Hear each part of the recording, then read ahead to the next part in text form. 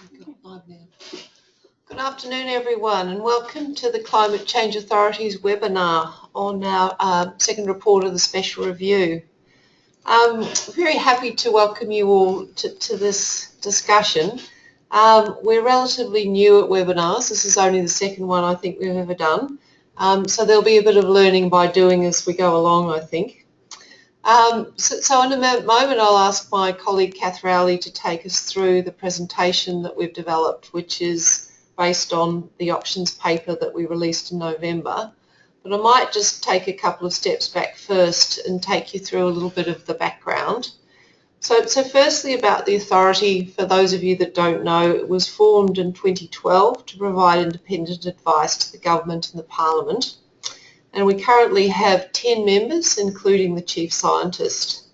And of course, public consultation is a very important part of the reviews we do, which then inform the advice that we provide to the government and the Parliament. So this webinar is part of this public consultation process on the special review. And we're going to be covering 4 broad topics. So firstly, the purpose and context of the special review, the range of policy options that Australia has available to reduce emissions, including the different types of carbon pricing policies, the approach to evaluating policy options that we outlined in the options paper, and finally our consultation process from here. So just a bit of housekeeping and logistics firstly. Kath's presentation will take about 30 minutes and then we'll take questions. We've actually got, it would appear, rather a large number of participants, so we ask that you type your questions into the box on the right hand side of your screen throughout the presentation, and then we'll collate them and we'll go through as many of them as possible afterwards once the PowerPoint's finished. If you do lose sound or visuals during the presentation, can you let us know by calling our colleague Shell Lyons on 1386563011. So as I mentioned earlier, that this is a briefing that's really focused on engaging with the stakeholders. If you're actually part of the media and you'd like an interview or to ask some questions in that regard, then could you please contact our media advisor, Aileen Muldoon, and she can be reached on 0419 112 503. And we are actually recording the webinar and we'll upload it on the CCA website after we finish today. So then just a bit of further background on the special review, again for those of you who perhaps aren't that familiar with it. So the Minister for the Environment requested that the authority deliver a special review that was basically had 3 main components that you can see on the screen, hopefully in front of you. The review is actually very broad-ranging in its terms of reference and required that we produce 3 reports over an 18-month period. The first of those reports Australia should take to the Paris conference, and that report was actually finalised in July last year. Earlier last year we also produced a guide for people to use in comparing countries' targets in terms of assessing what their individual targets actually meant for emissions reductions and so forth. The second draft report, which is the one we're really talking about today, was released at the end of November and it's available on our website. And then the final report is due to be completed at the end of June this year. And really one of the ideas of the consultation process that we're engaging on, in which this webinar is part of, is that we collect feedback and your views to help the authority in developing its final report to government and the Parliament, which is the one that's due at the end of June this year. So some of you may be aware the terms of reference require the authority to assess whether or not Australia should have an emissions trading scheme. The authority took the view that the terms of reference, or that part of the terms of reference, are best met by looking at the ETS and in fact the many variations on a theme in the context of a range of other policy tools and also other countries' experiences with carbon pricing and other climate change policies. So in fact, the options paper that we put out did look at various forms of ETSs and carbon prices, but tried to do a little bit of comparative analysis based on the assessment criteria I mentioned earlier in terms of teasing out which would be the best for Australia going forward. And as I said, one of the real intents of this consultation process is to get views from stakeholders on what that might look like. So I think that's probably enough of an introduction. I'll now hand over to Kath to take us through her presentation and the main content of the options paper. Thanks, Shayleen. So before we dive into policy options and evaluation, just a quick note on why we're here at all. And in what are sometimes polarised climate policy debates, the key goal sometimes we lose sight of, but that's to reduce emissions and to avert the risk of dangerous climate change. So this slide just highlights some of the observed and projected impacts of climate change on Australia based on advice from climate scientists. And these include higher average temperatures with more hot days and fewer cool days, lower average rainfall in southern Australia, with more droughts projected. That said, the impacts on rainfall will vary by location and the trends for northern Australia are more uncertain.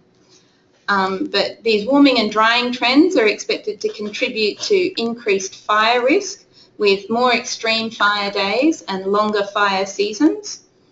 And looking beyond the landscape to the oceans, there's projections for continued acidification of the ocean, which together with higher ocean temperatures is putting strain on our iconic aquatic ecosystems like the Great Barrier Reef.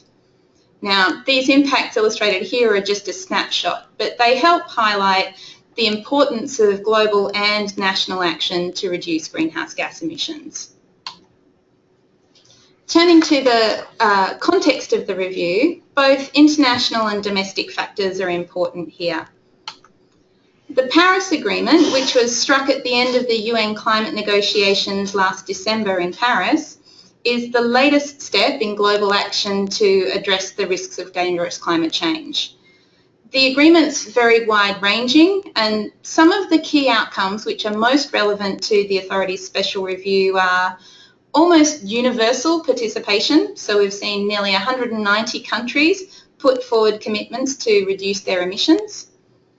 There's a stronger and more specific global goal to keep warming well below 2 degrees and to make attempts to keep it below 1.5 degrees. There's also a specific statement of what that requires. So the agreement says that global emissions need to peak as soon as possible, to reduce quickly thereafter, and achieve net zero emissions in the second half of this century.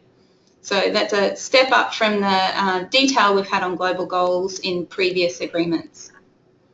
Another key aspect of the Paris outcome is regular reviews, which will over time hopefully make national actions more ambitious. Two key elements. There's the regular global stocktake, which will occur every 5 years starting in 2018, to assess how the world is tracking towards the collective goal of below 2 degrees and potentially 1.5, and then actions every 5 years. And this will be informed by that global stocktake, but each successive commitment put forward by countries must progress beyond the country's previous target and reflect each country's highest possible ambition. If we turn to Australia's contribution to global efforts, the government set a target to reduce Australia's emissions by 26 to 28% below 2005 levels by 2030. And the government's acknowledged that a range of new policies will be needed to reduce emissions to meet this target. The government's already considering some new policies, for example, looking at vehicle emission standards in the context of the National Energy Productivity Plan. And it will be, it's flagged that it will be considering Australia's emissions reduction policies in detail in 2017. So the authority's special review will be able to inform all of these processes. Turning now to what's all those national pledges add up to, the series of slides I'll show here illustrates the impact of national commitments on the trends in global emissions. So first here we see the global business as usual trend. And you can see that global emissions have been growing since 1990, and absent national actions, that growth is projected to continue, driving greater global warming over time. Now, of course, future global emissions, like everything in the future, are uncertain, but this line presents the median estimates of future global emissions. Now, I've just added on the slide the impact of national commitments that were made in the lead up to the Paris negotiations. And we see some of the big emitters down the bottom and then the rest of the world stacked on top. And the first thing you can see is that the sum of those emissions is lower than business as usual. So that means that national commitments are shifting the trend. They're projected to certainly still have growth in global emissions, but much slower than would be without those national actions. Now, this projection assumes that countries meet their targets, but there's reason to believe that they will. Countries have already got a wide range of policies and measures in place, and many have signalled plans to strengthen and add to those policies in the coming years. Now, you'll see here down the bottom, US and EU emissions are actually projected to fall in absolute terms. It's because they have absolute reduction targets. While China's emissions, China plans to reach peak emissions, so max out its emissions by 2030 or sooner if possible. And so that gap between the top is the cumulative effect of all of those national pledges. Now, how does that track relative to the collective goal? This final slide shows the gap to 2 degrees. So the green line here shows the median estimate of cost-effective pathways to keep warming below 2 degrees. And you'll see that that's significantly below current projections with current commitments. And so it shows that current efforts aren't on track. And this highlights 2 really important factors. First, there's more to do. So global efforts will need to strengthen over time, and that 5-yearly review process, which is built into the Paris Agreement, will be really important here. Second, it means that policies for Australia and other countries need to be scalable. That means that they need to be able to meet not just current targets, but to be scaled up to meet stronger future targets over time. Now we'll turn to the issue of policy options. Emissions come from very many and very diverse sources, and emissions reduction opportunities are just as diverse.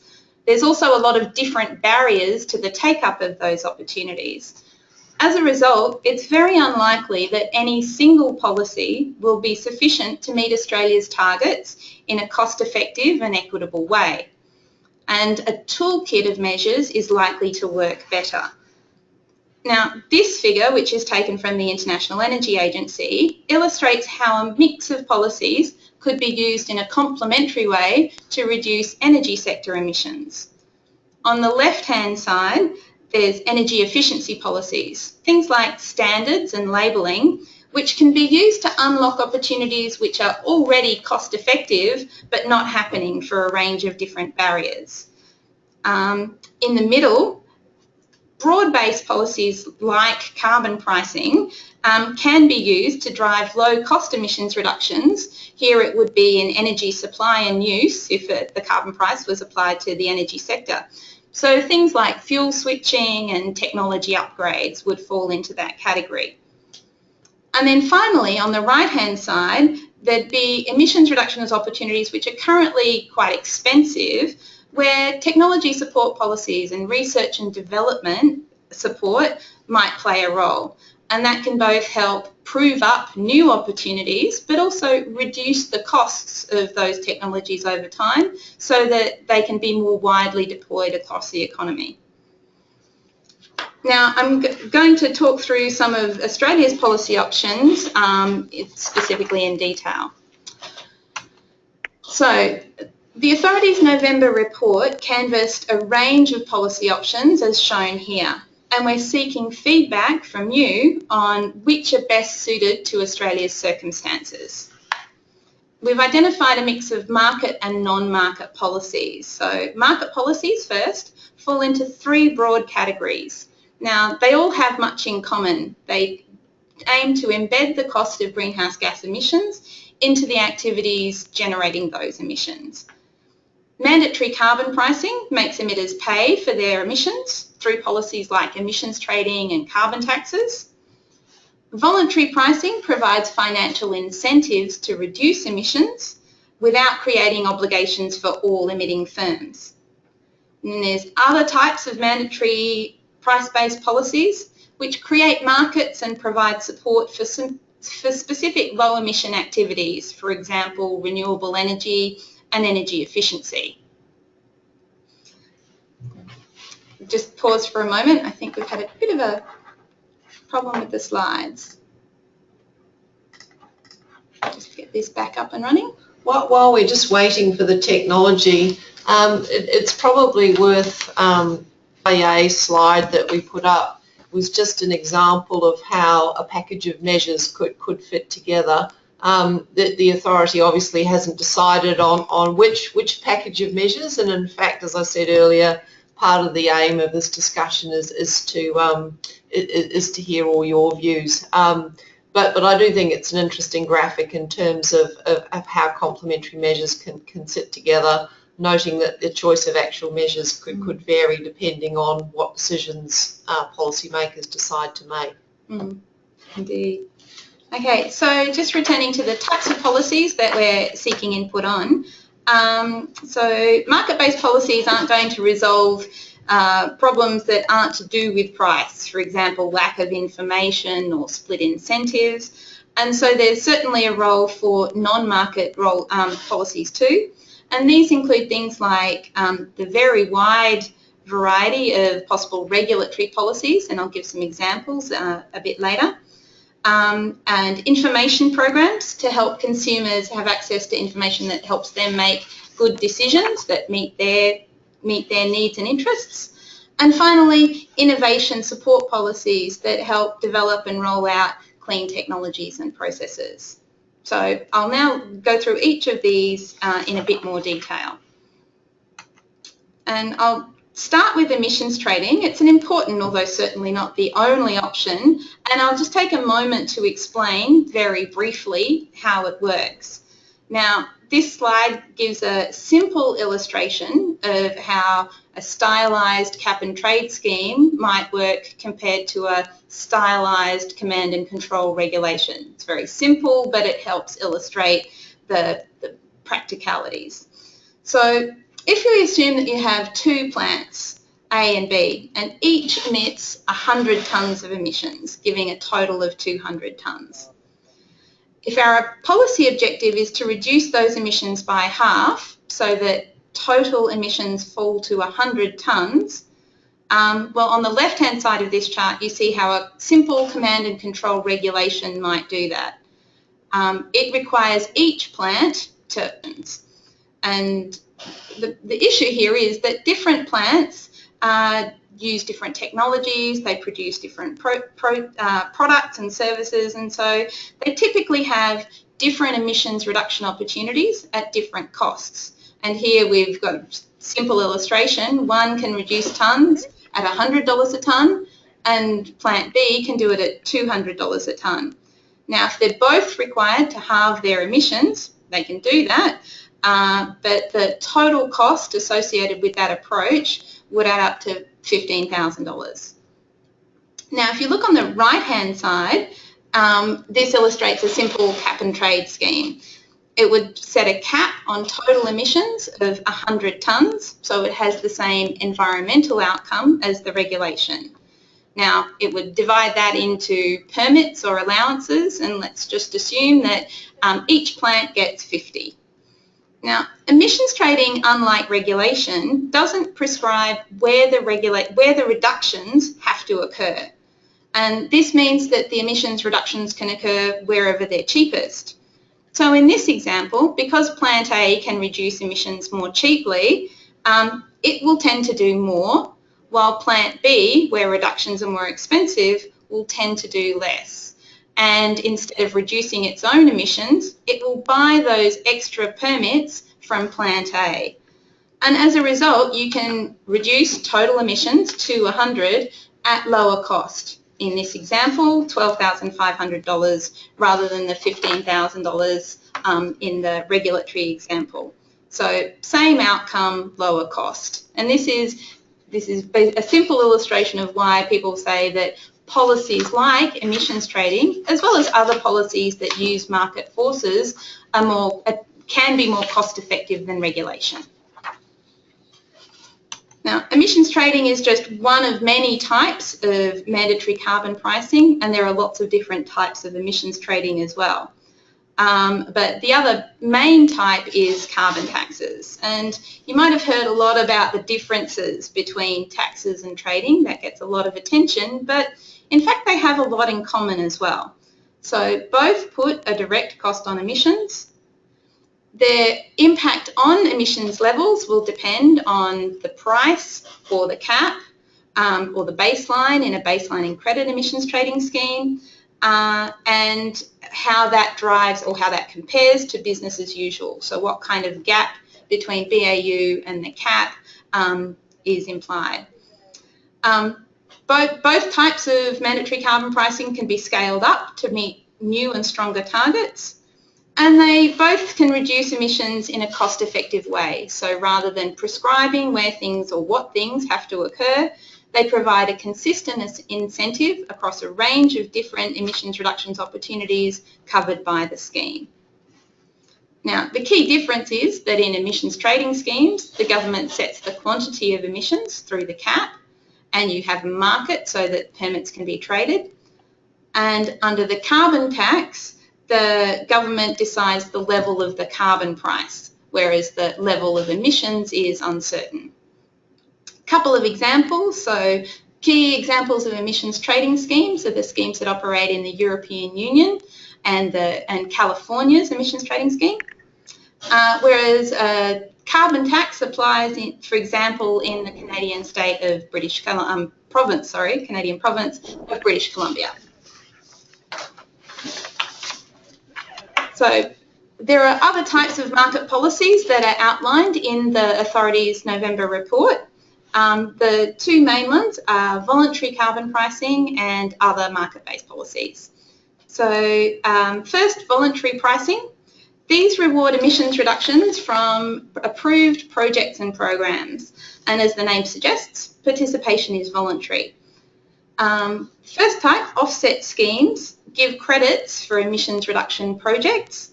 For example, that might be reducing methane emissions from landfills or planting trees to sequester carbon. And examples of offset schemes include the UN's Clean Development Mechanism, as well as the crediting element of Australia's Emissions Reduction Fund. Offset schemes are typically linked to some other policy, whether that's an emissions trading scheme or, for example, a government purchase program, which provide the demand for the credits generated by those emissions reduction projects. Now, a key challenge for these sorts of schemes is to ensure that emissions reductions are additional. That is, that they wouldn't have happened under business as usual. So that you make sure that you're paying for something real and that the emissions reductions are actually happening. And that typically requires good rules, good governance and review processes, and sometimes that can increase the transaction costs associated with this sort of policy. Now, because they're voluntary, companies and individuals only participate if they have cost-effective emissions reduction options. and that helps avoid the cost imposts associated with mandatory pricing, where all the liable parties are required to pay for some portion of their emissions. That said, because it's voluntary, it can limit participation, and it can mean that some low-cost emissions reductions opportunities are missed. Now, the second type of market policy is these other mandatory price-based measures. And these create incentives for activities that reduce emissions rather than pricing the emissions directly. Now, a few different types here again, but one example is mandatory renewable energy targets, such as Australia's RET. Under this scheme, eligible renewable generators get a certificate for every megawatt hour of renewable energy that they generate, and they sell these certificates to electricity retailers. And this can help reduce the emissions from electricity generation. Like other kinds of policies, renewable energy targets can be scaled up, but they can only be used to reduce electricity emissions. They won't directly drive broader reductions across the economy as a whole. Another type of these types of policies is energy efficiency target schemes. These are also called white certificate schemes and operate in many Australian states. They work in a similar way to offset programs, so they issue certificates for projects that reduce energy use rather than reduce emissions. These can include things like upgrading energy-using appliances or, for example, insulating homes to reduce heating and cooling energy use. These schemes, like with offset schemes, an important challenge is to ensure that the activities that are getting the credits are additional and wouldn't have happened in a business as usual setting. And one of the upsides of these sorts of schemes, particularly energy efficiency more broadly, is that it can create benefits for consumers. For example, improving access to energy efficient technologies and reducing energy bills. Now, turning to non-market policies, the first and probably biggest category is regulation. And a regulatory policy is one where the government introduces laws and regulations to reduce emissions. For example, they might restrict or ban certain products or technologies, or alternatively, they might require that products or services or production techniques need to meet minimum standards. So, they take the least efficient, for example, least efficient products out of the market and set minimum performance standards for access to the market. Regulation is a particularly good way to address non-price barriers. For example, sometimes there's a split between who pays for an activity and who benefits. Take, for example, a rental property and the energy efficiency of the house. The owner would be paying for the upgrade, but it's the tenant that gets the benefit of lower energy bills. And so owners don't necessarily have an incentive to improve energy efficiency, even where, from a purely economic perspective, it would be cost effective. And regulation can help overcome those barriers. Regulation is very commonly used in Australia and around the world to drive energy efficiency improvements, as well as to limit emissions from certain sectors, such as transport and waste. And some countries have indeed used regulatory standards to reduce emissions from things like electricity generation as well. The authority in some previous work has taken a close look at the regulatory option of mandatory emission standards for vehicles, and so that's what's illustrated on this slide. This shows some of the potential benefits of a standard, including lower fuel bills for motorists, lower emissions for Australia, and greater energy productivity and ultimately financial savings for the Australian economy. And indeed the government is taking a look at the case for vehicle standards as part of its work under the National Energy Productivity Plan. A couple of other types of non-market policies that are outlined in the authority's November report are information programs such as product labelling. It can be mandatory or voluntary. For example, people might be familiar with the Energy Star rating program, which appears on a wide range of appliances used in households. Information programs can also be just things like consumer advice. So there's a website called the Your Energy Savings website, which provides information to interested households on how they can reduce their energy use and reduce their emissions. These sorts of programs can be particularly effective where consumers are willing to take action but are unsure how to do so. And so, looking more broadly across the economy, it means that information programs can have a useful but perhaps limited role in helping Australia meet its targets. Innovation supports the final specific policy I'll talk about, and that's about that support that can be provided right throughout the whole cycle of research and development, from early stage research through to the demonstration and commercialisation of new low emission technologies. A couple of examples from Australia include the grants that can be provided by the Australian Renewable Energy Agency, and loans and financial support that can be provided by the Clean Energy Finance Corporation for eligible projects. So that means that there's a lot of policy options for Australia to choose from, and the key question then becomes how to decide which ones to use. And the draft report sets out the authorities' proposed approach to evaluating policy options, and it identifies 3 basic principles. The first one is environmental effectiveness. Policies which are environmentally effective reduce emissions and help us meet our short and long-term targets, as well as contribute to achieving the global goal. Now, policies, as I've highlighted a couple of times, need to drive new and additional reductions. If they simply reward activities that would have happened anyway, then those policies aren't going to be environmentally effective. Now, there's a couple of considerations that the authority plans to take a close look at in the context of environmental effectiveness, and they are carbon leakage, which can reduce environmental effectiveness. This occurs where a policy causes an activity that produces emissions to relocate to another country that doesn't have emissions limits. So, for example, if the aluminium smelter closed down in Australia and set up shop somewhere else that didn't have a binding emissions target, then the emissions would just move somewhere else and they're not real reductions. And that can reduce the environmental effectiveness of Australia's efforts.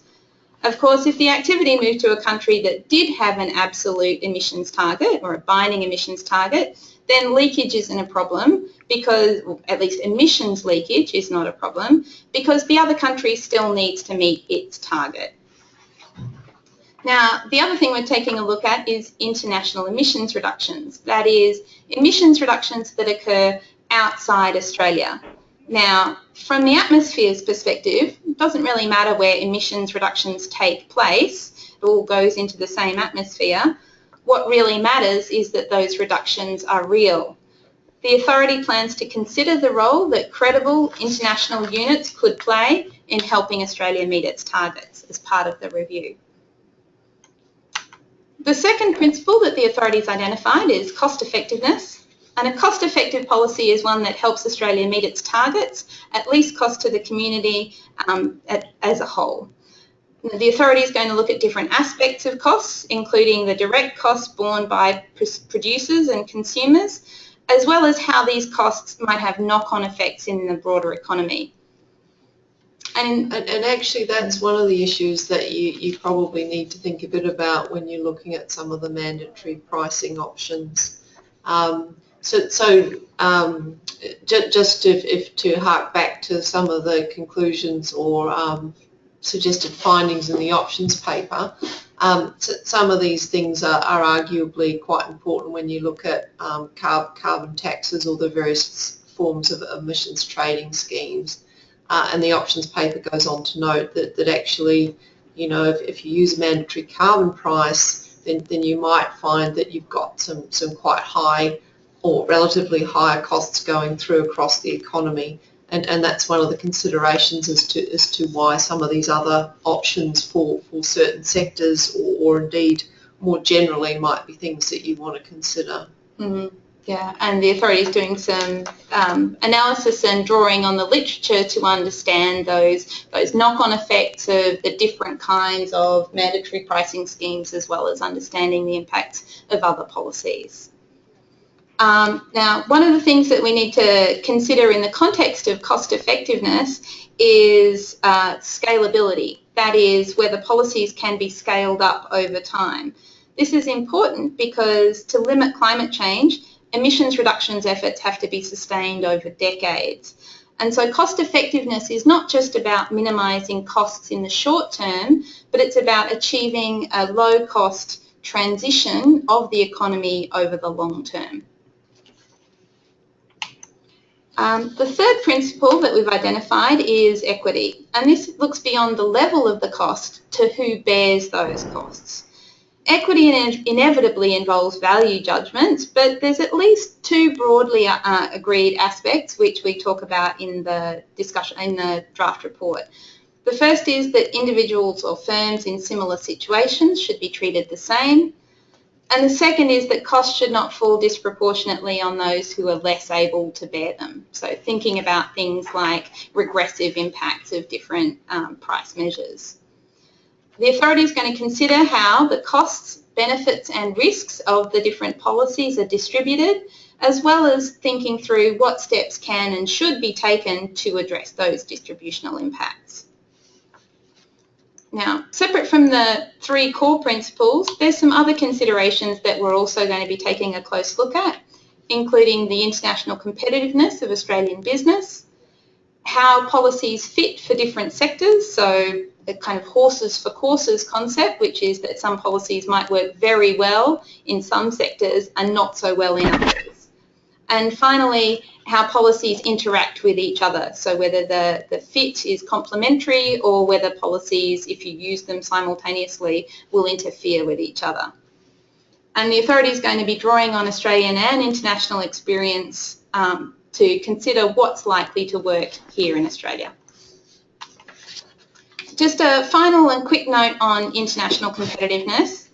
This is a particular concern for businesses that are emissions intensive, so they're particularly affected by climate policy, and trade exposed. That means that they're competing with companies in other countries.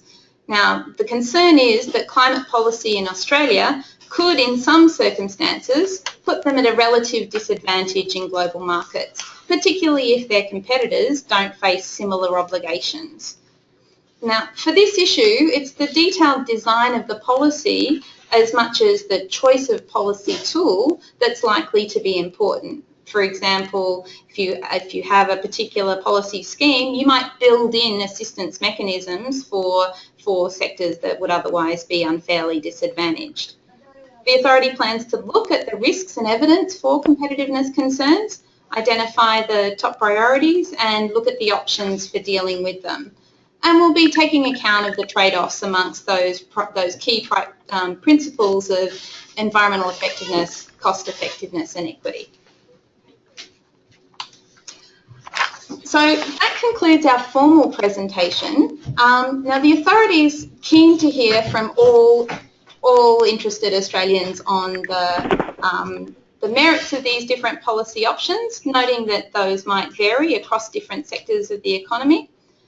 We'd also value your inputs on the evaluation framework that we've proposed. So do those three core principles of environmental effectiveness, cost effectiveness and equity cover the important issues? Now, the authority provides evidence-based advice to the government, and so we're particularly interested if your submissions could cover off on what your views are, but also why you hold those views and the evidence that supports your position. Now, there's details on how to lodge a submission available on our website, which is, the address is listed here. And just to note that submissions are due by the 19th of February. Now, I'd like to thank you all for your attention so far, and we'll now turn to questions. I expect that we've had some submitted as we went along. Shayleen. Okay. So I think the first one we might have pretty much covered, which was from Daryl Fallow, but perhaps it's worth drilling into it a bit more. He asks, are you looking, as far as submissions from the public are concerned, are you looking more for discussion and supporting arguments, or are you looking for an indication of specific preferred methods or suggested policy approaches of groups or individuals? So look, I think we'd welcome pretty much all or any of those.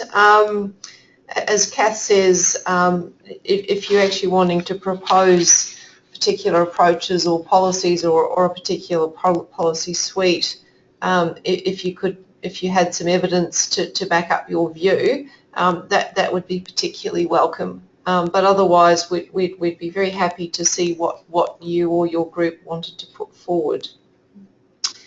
Then we have a question from Lloyd Vass from the Carbon Market Advisory, and he's asking, with the cost of domestic abatement generally being in the double digits, what are the CCA's thoughts on using eligible international units to meet a proportion of Australia's nationally determined contribution in a more cost-effective manner? So I think on that one, Kath's presentation and indeed the options paper both indicated the importance of international units and the role they can play. As Kath mentioned, the previous work of the authority has put considerable emphasis on, if you're going to use international units, then you need to be sure that they're robust, and there are various sort of policy approaches that you can adopt to ensure that.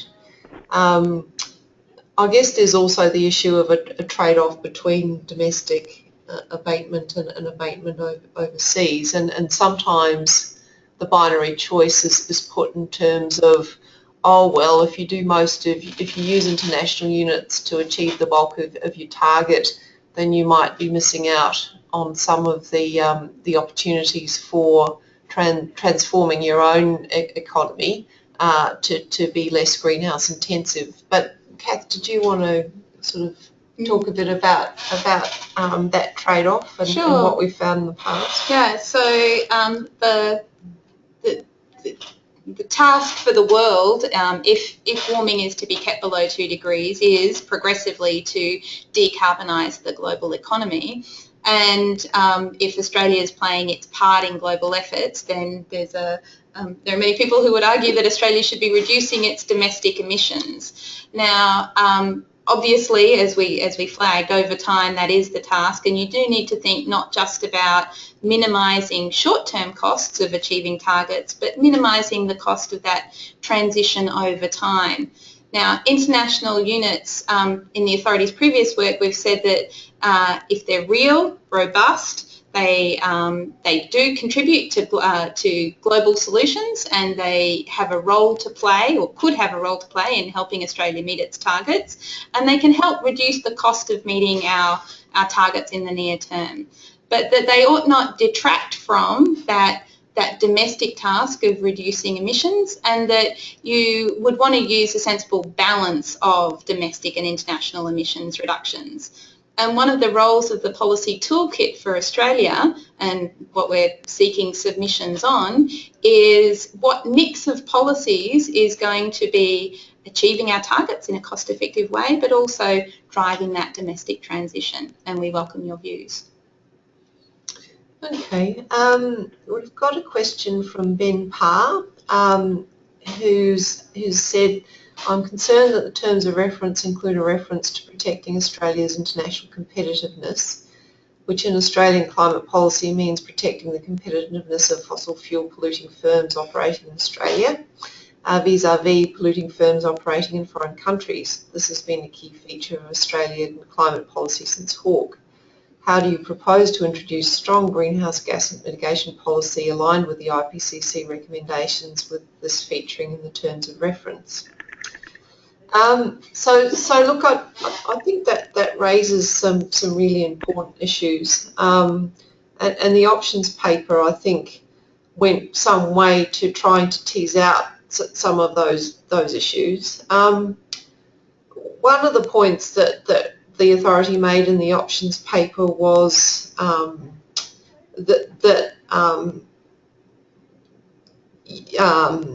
you know, you can to some extent the impact on your competitiveness depends a bit on the policy that you actually choose to introduce. So, for example, you know, if you introduced a policy that had perhaps had a less strong effect on the economy as a whole, you might find that some of your competitiveness concerns are less marked.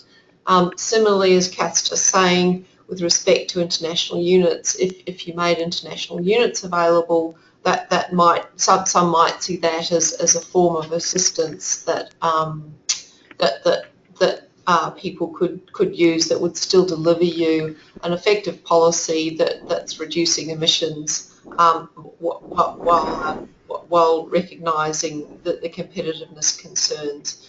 Of course, some of the carbon pricing options, for example, some of the emissions trading schemes including the EU, had mechanisms in place to essentially give free allocation to firms that they considered at risk of carbon leakage, and some of those could be adopted to deal with competitiveness concerns.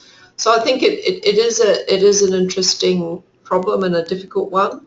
The other side of the argument is to say, well, you know, if you're going to try and deal with competitiveness in those kind of ways, in effect, you're putting a stronger burden on other areas of the economy, which means they have to, in effect, do more of the heavy lifting or bear more of the associated costs. The other point that we made in the options paper, particularly with carbon leakage, as Kath said, is as more and more countries are moving towards putting forward targets that go across their economies or require action, you start to find yourself in something that looks a bit more like a level playing field.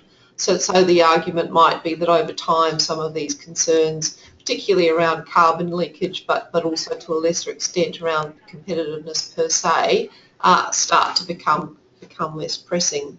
But certainly it is one of the challenging aspects of recommending a policy toolkit for the government.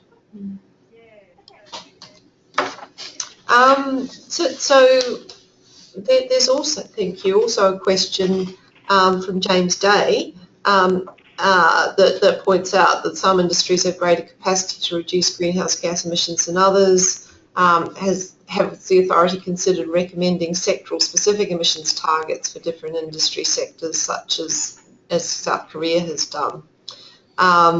So that's a really good question. Did you want to have a go at that one? So in the draft report, we look at some of the issues of sectoral fit for policies, and we look at identify some of the characteristics of sectors that make them perhaps a better fit for some measures than others. And where sectors have very different emissions reduction opportunities, then it might well be that you'll need targeted measures, whether that's energy efficiency in the household and residential sector, or research and development in sectors that don't have much by way of cost-effective opportunities right now, and so you can tailor those interventions to address particular problems or try and build opportunities over time. Some policies are actually designed to operate broadly across multiple sectors, and so in the report we talk about how different types of mandatory pricing measures could be applied to multiple sectors, and so rather than using a tailored sectoral approach to find the least cost opportunities, you could use market forces and with a broad coverage scheme, let the market find where those opportunities are, and the sectors that have the greatest opportunities make the biggest reductions, and the sectors that have fewer cost-effective opportunities buy the permits instead. That's one approach. Another approach might be to, say, have a targeted scheme to reduce the emissions in the electricity sector, and a completely separate scheme to look to reduce the emissions in, say, fugitive emissions from oil and gas extraction. And there's inevitably going to be some degree of trade-off across the efficiency, the effectiveness and the fairness of those approaches. And what we welcome submissions on is what is the right fit and mix of policies for Australia's emitting sectors. Okay, we've got a question about co-benefits, which is always a live one. So Stephen Pollard from the Climate Energy College points out that many mitigation actions can bring immediate co-benefits alongside the obvious long-term advantages of limiting the impacts of climate change. So it gives the example of cutting emissions from fossil fuels and vehicles, or electricity can reduce air pollution and bring health benefits. Can the CCA consider cost effectiveness in terms of most benefits to society alongside the least cost measure?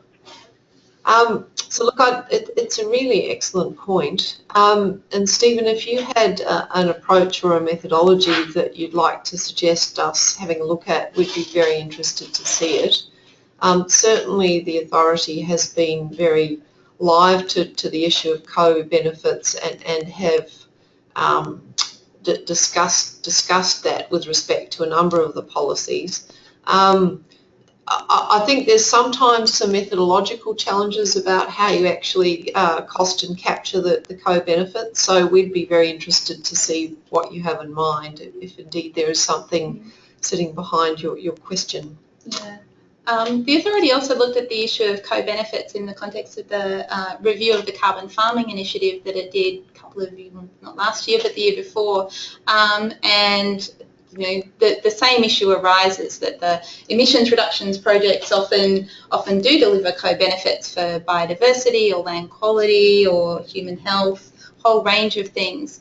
One of the challenges is trying to get climate policy to do all things for all people rather than focus on the central task of reducing greenhouse gas emissions, particularly where there are other policies to address those other goals. So we have biodiversity policies, we have air pollution standards to deal with human health concerns. And one of the things we said in the context of that review was that it's really important that policies are designed to work well together and to think about policy interactions when you design your climate policies, but that in some cases climate policy won't be the best tool to pursue some of those other objectives. And so it's as much about good coordination across government agencies and across levels of government as it is about particular policy design.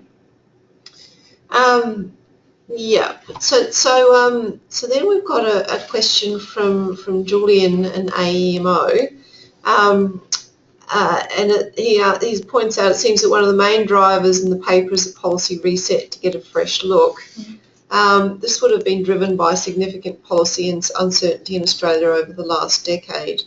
While policy stability is mentioned in the paper, it does not seem to be a core factor on the evaluation framework. Can you please comment?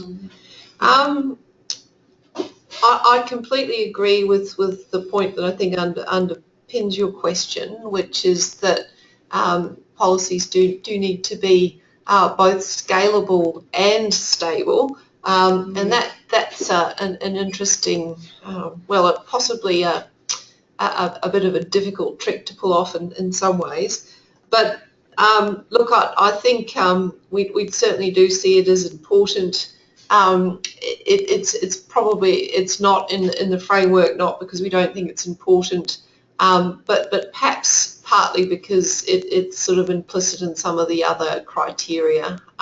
So for example, a policy won't be cost effective or environmentally effective if you're constantly changing it and doing something else, because you won't then get the investment certainty to start to affect the transformation that you might be hoping to achieve in your economy. Yeah. I guess the other point is that perhaps any policy can be stable if you put it in place and leave it alone, and so it won't necessarily help you choose amongst policy options. But that's one of the reasons why we've put such an emphasis on scalability, because if you recognise that emissions reduction efforts are going to scale up over time, then you want to put in you might want to put in a policy toolkit that can actually do that. So it's one where you're going to be ratcheting up the ambition of policy over time rather than wholesale chop and change because your new target is more ambitious than what went before. Okay, then we've got a question from Angus Atkinson who says, given the impact of this policy on farmers, the draft report does not address farmers' issues. And he also asks about why don't we look at the why doesn't the environmental effectiveness look at the biodiversity benefits of schemes? I think the biodiversity benefits question goes to the co-benefits issue we've just been discussing. So I think we've probably covered that one off. On the question of impact on farmers or addressing farmers' issues, the options paper was of necessity in a way fairly brief and didn't drill down into those sorts of issues for any of the sectors or any of the groups that you might be interested in hearing about those particular impacts or views on those. So Angus, we'd be really very keen if you wanted to send us a submission talking through your views on some of those things. We've also got a question from Nari Sahuka from New South Wales Environment Defenders Office. And Nari's asking about the proposed carbon budget in light of the Paris Agreement and whether we still think this is a suitable target. So this issue is one that I think the authority will need to have a look at in terms of what it does for the final report of the special review. They're still working through those issues at the moment, so we probably can't say too much more on that at the moment. But I think it certainly is part of the things that they're going to be considering going forward. Okay, I think those are probably all the questions that we have, and we're probably almost out of time. But look, this is an unusual experience getting written questions and not seeing any reactions from the people we're talking to. So we do hope that people have found it useful, and as I say, encourage you to write early, write often, send us your feedback in the form of submissions to the addresses and so forth on the screen. Okay, well look, again, thank you again, and we might close out from here. Thank you.